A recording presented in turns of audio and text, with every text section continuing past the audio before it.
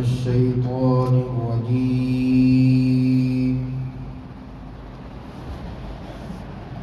بسم الله الرحمن الرحيم.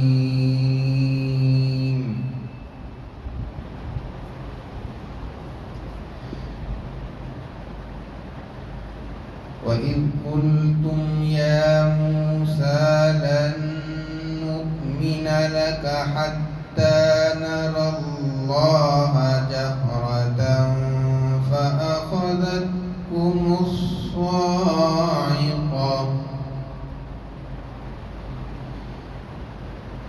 فأخذتكم الصاعقة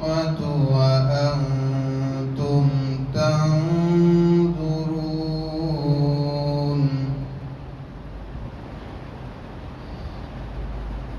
ثم بعثناكم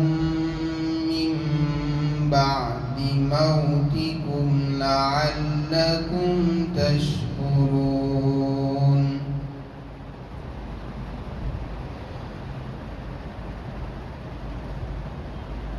وظللنا عليكم الغمام وأنزلنا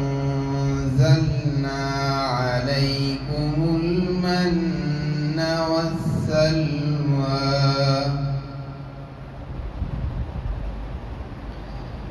كلوا من طيبات ما رزقناكم وما ظلمونا ولكن كانوا أنفسهم يظلمون. صدق الله العظيم.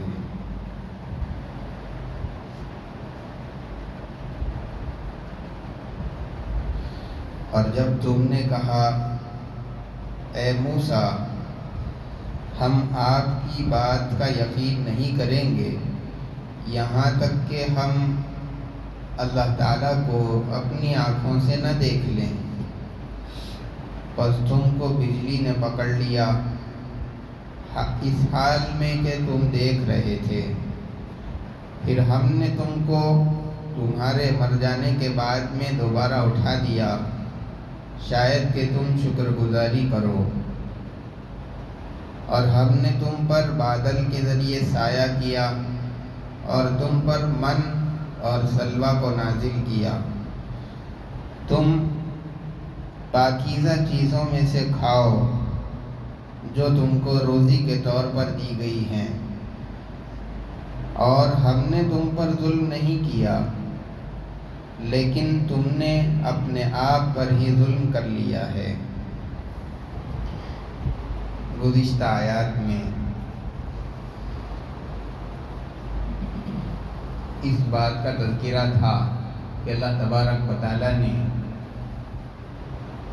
شریعت اور کتاب کے طور پر بنی اسرائیل کو تورات عطا فرمائی تھی۔ جب موسیٰ علیہ السلام نے کوہ طور سے لا کر کے وہ کتاب تورات بنی اسرائیل کی خدمت میں رکھی، انہوں نے کہا کہ یہ سارا کا سارا کلام ہم کو پڑھ کر کے سنائیے۔ حضرت موسیٰ علیہ السلام نے وہ اللہ کا کلام، اللہ کی کتاب پڑھ کر کے بنی اسرائیل کو سنا دی۔ بنی اسرائیل نے جب سارا اللہ کا کلام اور کتاب کو سن لیا تو ان لوگوں نے موسیٰ علیہ السلام سے یہ کہا کہ آپ ہمارے سے 40 دن تک دور رہے، کوہ طور پر جا کر کے وہاں عبادت کرتے رہے، کیا پتہ کہ یہ جو آپ لے کر کے آئے ہیں یہ اللہ کی کتاب ہے یا آپ کا اپنا لکھا ہوا کلام اور کتاب ہے؟ اس کی کیا گارنٹی ہے؟ ہم تو اس کتاب کو اللہ کی کتاب اسی وقت مانیں گے جب اللہ تبارک و تعالیٰ خود براہ راست ہم سے یہ کہہ دیں کہ یہ میری ہی کتاب ہے تم اس پر عمل کرو۔ جب اللہ کہیں گے تبھی ہم مانیں گے، صرف آپ کے ماننے سے ہم مان لینے والے نہیں ہیں۔ چنانچہ حضرت موسیٰ علیہ السلام نے اللہ تبارک و تعالیٰ کے سامنے یہ بات جب رکھی اللہ تعالیٰ نے حکم دیا کہ ان لوگوں میں سے 70 لوگوں کو لے کر کے کوہ طور پر آ جاؤ۔ موسیٰ علیہ السلام نے بنی اسرائیل کے 70 آدمیوں کو منتخب کر کے اپنے ساتھ کوہ طور لے کے گئے۔ وہاں جانے کے بعد میں اللہ تبارک و تعالیٰ نے ان سے کہا، اور وہ جو 70 جانے والے تھے انہوں نے بھی اللہ تبارک و تعالیٰ کی آواز کو سنا۔ اللہ تبارک و تعالیٰ نے کہا کہ یہ جو موسیٰ علیہ السلام تم کو پڑھ کر کے سنائے ہیں یہ میرا ہی کلام ہے اور تم اس پر عمل کرو۔ بنی اسرائیل نے دوسرا اعتراض یہ بھی کیا تھا موسیٰ علیہ السلام کے سامنے کہ یہ جو کلام تم لے کر کے آئے ہو یہ بہت مشکل کلام ہے اور اس کے احکامات بہت زیادہ سخت ہیں، ہمارے لیے اس پر عمل کرنا دشوار ہے۔ موسیٰ علیہ السلام نے اولاً ان کو وہیں پر سمجھایا بھی تھا کہ تم ابھی تک بغیر شریعت کے آزادانہ زندگی گزار رہے تھے، اسی لیے اب جب احکامات تم پر آئے ہیں اور پابندیاں تمہارے سامنے آئی ہیں احکامات کی شکل کے اندر، تو اب تمہارے لیے ان احکامات پر عمل کرنا مشکل معلوم ہو رہا ہے، لیکن جب ایک مرتبہ احکامات پر عمل کرنا شروع کر دیں گے تب وہ جو مشکل معلوم ہو رہی تھی وہ مشکل بھی ختم ہو جائے گی اور احکامات پر عمل کرنا آسان معلوم ہونے لگے گا۔ عمل کرنا شروع کر دینا چاہیے، لیکن ان لوگوں نے نہیں مانا۔ اس کا جواب بھی اللہ تبارک و تعالیٰ نے ان آنے والے 70 لوگوں کو دے دیا اور ان سے یہ کہا کہ یہ جو احکامات موسیٰ نے تم کو پڑھ کر کے سنائے ہیں یہ مشکل نہیں ہے، آسان ہے، اور ان احکامات میں سے کوئی ایک حکم بھی ایسا نہیں ہے جو تمہاری طاقت سے باہر ہے، یعنی کوئی ایسا حکم نہیں دیا گیا جو تم انجام ہی نہیں دے سکتے، ایسا کوئی حکم نہیں ہے، سارے احکامات جو ہیں وہ تمہاری طاقت کے اندر ہیں، تم اس کو انجام دے سکتے ہو اور کر سکتے ہو۔ اب جب یہ آواز ان لوگوں نے سن لی تو بنی اسرائیل وہ اللہ کی بات کو مان لیتے، آواز سن کر کے چپ بیٹھ جاتے اور فوراً اطاعت کرنے لگتے۔ اس کے بجائے ان لوگوں نے آگے بڑھ کے ایک اور سوال کر دیا اور بے ادبی اللہ کی یہ کر دی۔ ان لوگوں نے کہا کہ آواز تو ہم کو سنائی دی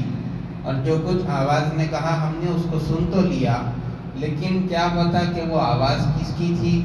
کیا اللہ تبارک و تعالیٰ کی آواز تھی یا کوئی فرشتہ بول رہا تھا یا جن بول رہا تھا؟ اس کی ہم کو کیا خبر ہے؟ ہم تو اس وقت مانیں گے جبکہ اللہ تبارک و تعالیٰ کو بولتے ہوئے ہم اپنی آنکھوں سے دیکھ لیں۔ اور موسیٰ علیہ السلام کا واقعہ تو ہم بارہا سنتے ہیں کہ جب انہوں نے خواہش کی تھی تو وہ اللہ کی تجلی کو دیکھنے کی طاقت اس دنیا کے اندر نہیں رکھ سکتے تھے، تو عام انسانوں کے اندر وہ طاقت اور قوت کہاں ہو سکتی ہے؟ چنانچہ اللہ تبارک و تعالیٰ ان کے اس حرکت پر ناراض ہو کر کے ان کے اوپر ایک بجلی گرا دیے، جس کے نتیجے کے اندر وہ 70 کے 70 سب ہلاک ہو گئے۔ اب موسیٰ علیہ السلام وہ اکیلے کھڑے رہ گئے اور ان کو یہ خدشہ محسوس ہوا، ڈر ہونے لگا کہ جب میں واپس جاؤں گا اور بنی اسرائیل کے پاس سارا ماجرا سناؤں گا تو بنی اسرائیل سے تو پہلے ہی وہ لوگ مجھ سے بدگمان رہتے ہیں، اب میں جب وہاں جاؤں گا اور ان کے سامنے یہ بات رکھوں گا کہ انہوں نے اس طریقے سے گستاخی کی تھی، اللہ نے ان کو ہلاک کر دیا، تو وہ میری بات تو مانیں گے نہیں، اور وہ الٹا یہ کہنے لگیں گے کہ آپ نے کسی طریقے سے تدبیر سے لے جا کر کے ان سب کو اپنے حساب سے ختم کروا دیا ہے۔ تو اس طریقے سے وہ لوگ مجھ پر الزام اور بہتان لگائیں گے، اس سے آپ مجھ کو بچا لیجئے۔ اے اللہ، آپ مارنے پر بھی قادر ہیں، آپ زندہ کرنے پر بھی قادر ہے، قیامت کے روز آپ ان لوگوں کو دوبارہ زندہ کریں گے، لیکن بنی اسرائیل جو الزامات مجھ پر لگائیں گے اگر میں اکیلا چلے گیا تو اس سے مجھ کو بچانے کے لیے ان کو ابھی پھر دوبارہ زندہ کر دیجئے۔ جب موسیٰ علیہ السلام نے اللہ تبارک و تعالیٰ سے فریاد کی، اللہ تبارک و تعالیٰ نے وہیں پر ان 70 بنی اسرائیلیوں کو دوبارہ زندہ کر دیا۔ اب اللہ تبارک و تعالیٰ نے تو یہ کہا تھا کہ تم جو احکامات تورات کے اندر ہیں اس پر عمل کرو، اور اگر انسان ہونے کی وجہ سے، بشر ہونے کی وجہ سے پھر بھی کوئی غلطی ہو جاتی ہے تو میں اس کو درگزر کروں گا، معاف کر دوں گا۔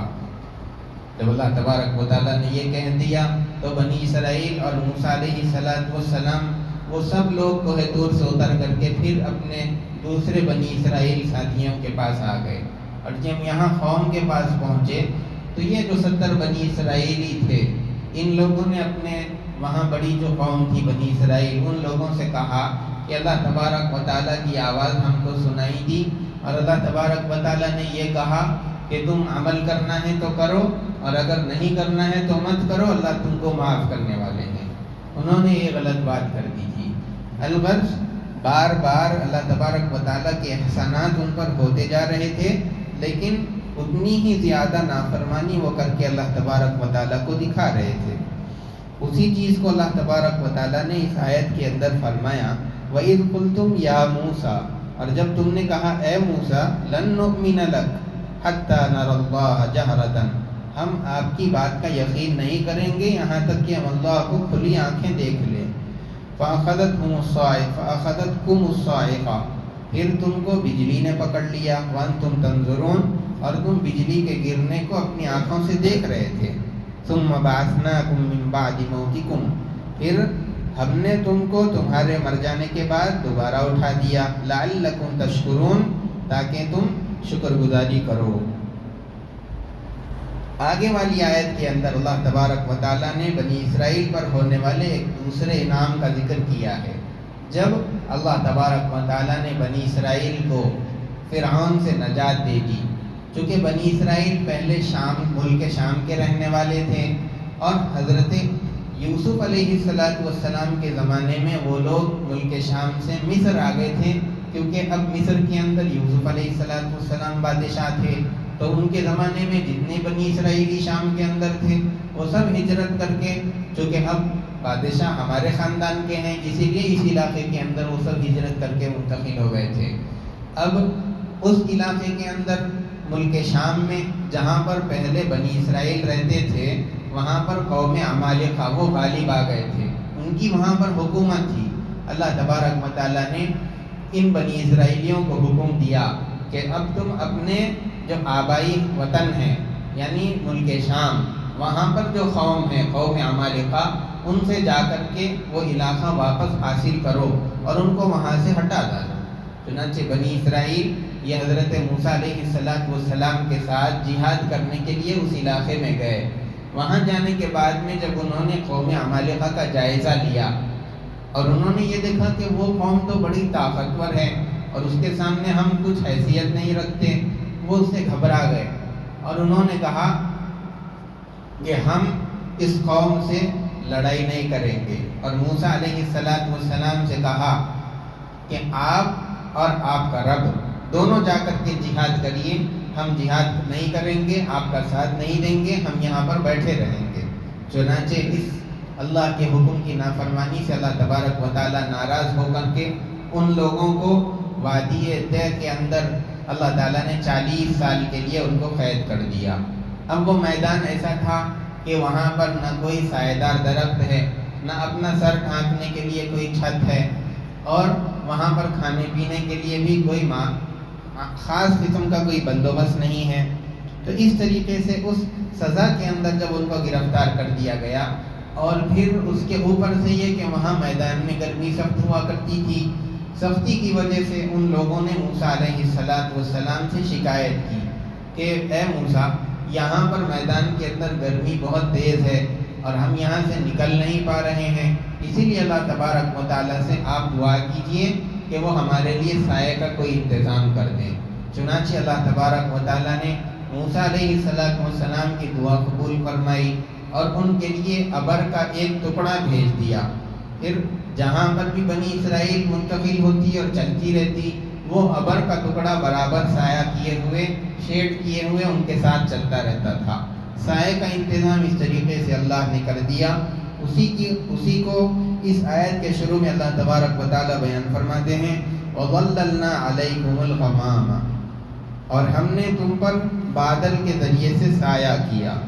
اور پھر جب لوگ کسی جگہ پر رہیں اور لمبا وقت رہنا ہو تو پھر بھوک اور پیاس، کھانے پینے کا انتظام بھی ضروری رہتا ہے۔ جب انہوں نے پیاس کی اور بھوک کی شکایت کی تو اللہ تبارک و تعالیٰ نے ان کے کھانے کا بھی انتظام کر دیا. من اور سلوہ یہ دو چیزوں کو اللہ نے بھیجا. اب یہ من اور سلوہ کیا ہے، اس کے سلسلے میں علماء کی مختلف رائے ہیں. ہر آدمی اپنے حساب سے رائے دیتا ہے، لیکن اب وہ چیز کیا تھی اور کتنی مقدار میں اترتی تھی، اس کے اترنے کا کیا طریقہ کار ہوا کرتا تھا، ان سب تفصیلات کے اندر پڑھنے سے نہ ہمارا کوئی دنیاوی فائدہ ہے نہ اخروی فائدہ ہے. بس اتنا یاد رکھ لینا چاہیے کہ اللہ تبارک و تعالیٰ نے ان کے کھانے پینے کے لیے کوئی انتظام وہاں پر کر دیا تھا، اس کو من و سلوہ کے نام سے جانا جاتا ہے. لیکن آگے اللہ نے یہ بات بھی فرمائی، کلوا من طیبات ما رزقناکم. اللہ تبارک و تعالیٰ نے اس کھانے پینے کے انتظام کے کرنے کے ساتھ ان سے یہ بات بھی فرما دیا تھا کہ جو پاکیزہ روزی تمہاری طرف بھیجی جا رہی ہے اس میں سے تم کھاؤ پیو، جتنا چاہے سیراب ہو کر کے کھاؤ. لیکن ایسا نہیں ہونا چاہیے کہ آئندہ وقت کے لیے تم ذخیرہ کر کے بچا کر کے رکھ رہے ہو، نہیں، اس طرح مت کرو، بلکہ جب ضرورت ہوگی اللہ کی طرف سے روزی اترتی رہے گی. لیکن ان لوگوں نے اس حکم کی بھی نافرمانی کی اور اپنے پاس آنے والے کھانے میں سے بچا کر کے ذخیرہ کر کے رکھنے لگے. نتیجہ یہ ہو گیا کہ جو نازل ہونے والا اور جو اللہ کی طرف سے آنے والا رزق تھا اور جو دستر تھا اور اللہ کی جو نعمت تھی یہ بھی ختم کر دی گئی، اور ان کے پاس جو ذخیرہ کر کے روزی رکھی جا رہی تھی اس کے اندر بھی خرابی اور سڑنا شروع ہو گیا اور وہ بھی خراب ہو گیا. تو اس طریقے سے وہ لوگ دونوں نعمتوں سے محروم کر دیے گئے. اسی کو اللہ نے اس کے اندر فرمایا،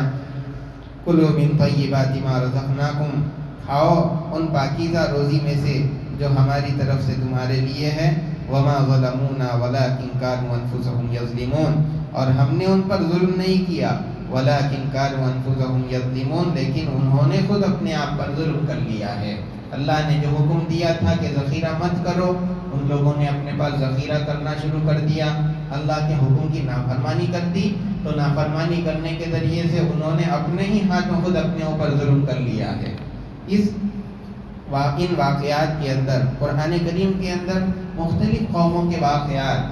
بیان کیے گئے ہیں. سارے واقعات کا مقصد صرف یہی ہے کہ امت محمدیہ ان واقعات کے ذریعے سے سبق حاصل کرے اور پھر اس سبق کو اپنی زندگی کے اندر اپلائی کرتے ہوئے اپنی زندگی کو گزارے. اب 3 انعامات کا ذکر آج کی ان آیات کے اندر جو بیان کیا گیا ہے، ہمارے لیے اس میں سبق یہ ہے کہ اللہ تبارک و تعالیٰ نے جس طریقے سے بنی اسرائیل پر انعامات کیے تھے، ہم پر بھی انعامات ہو رہے ہیں. کئی انعامات اللہ کے ایسے ہیں جس کو آدمی جانتا ہے، سمجھتا ہے کہ یہ اللہ کی نعمت ہے، اور بہت سارے نعمت ایسی ہوتی ہے جس کو آدمی نعمت ہی نہیں سمجھتا. بنی اسرائیل نے جس طریقے سے اللہ کی نعمتوں کا استعمال کیا، پھر نتیجتاً ان لوگوں نے اس کو نعمت ہی نہیں سمجھا بلکہ اس کے اللہ کے احکامات کے خلاف اور اس نعمت کا غلط استعمال شروع کر دیا تھا،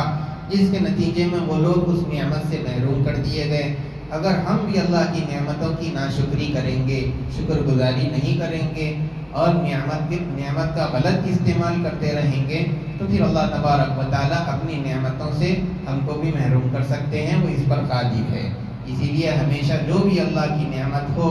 ہر نعمت پر اللہ کا شکر ہونا چاہیے. آدمی اس کا عام مزاج یہ ہے کہ جب کوئی نعمت حاصل ہوتی ہے، کوئی خوشی ملتی ہے اور کوئی چیز آدمی کو حاصل ہو جاتی ہے تو پھر اس کو اللہ یاد نہیں رکھتا، اللہ کا شکر کرنا یاد نہیں رہتا، اور اللہ کو بھول کر کے وہ اپنی نعمت کے اندر مست اور مگن ہو جاتا ہے. لیکن جیسے ہی وہ نعمت چھن جاتی ہے، اس کی خوشی چلی جاتی ہے، کوئی پریشانی آ جاتی ہے تو فوراً واویلا کرتا ہے. جب اس کو اللہ یاد آتا ہے، اللہ کے سامنے اس وقت آتا ہے جب اس پر پریشانی آ جائے. حالانکہ آدمی کو نعمت کے ملنے پر بھی اللہ یاد رکھنا چاہیے، اس کی حمد، اس کی تعریف، اس کا شکر ہونا چاہیے، اور مصیبت کے وقت بھی وہ آدمی اللہ کو پکارتا رہنا چاہیے. ہر موقع پر حالات کیسے بھی ہو جائیں، آدمی کو اپنے اللہ سے غافل نہیں رہنا چاہیے، ہمیشہ اس کی یاد کے ساتھ آدمی کو زندگی گزارنا چاہیے. اللہ تبارک و تعالیٰ قرآن میں بیان ہونے والے واقعات سے ہم کو سبق لے کر کے زندگی گزارنے کی توفیق عطا فرمائے. سبحان ربک رب العزت عما یصفون وسلام علی المرسلین والحمد للہ رب العالمین. انشاءاللہ آئندہ درس 10 ستمبر کو ہوگا۔